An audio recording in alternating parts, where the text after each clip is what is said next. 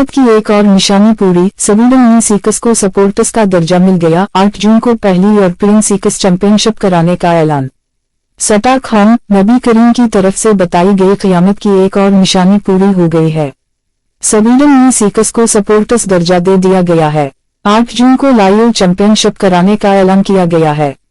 سلسلہ احادیث صحیحہ میں حدیث ہے کہ سیدنا عبداللہ بن عمرو رضی اللہ عنہ بیان کرتے ہیں کہ رسول اللہ صلی اللہ علیہ وسلم نے فرمایا، قیامت اس وقت تک قائم نہیں ہوگی جب ایسے نہیں ہوگا کہ لوگ گدھوں کی طرح راستوں میں باہم جفتی کریں گے۔ نے کہا، کیا ایسے بھی ہوگا؟ آپ صلی اللہ علیہ وسلم نے فرمایا، ہاں ضرور ہوگا۔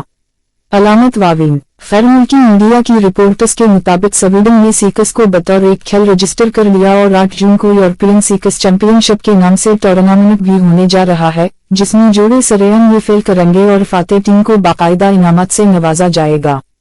پہلا سیکس ٹورنامنٹ اگلے ہفتہ کے اوائل میں سویڈن میں ہونے والا ہے، جس نے سیکس کو ایک کھیل کے طور پر تسلیم کیا ہے۔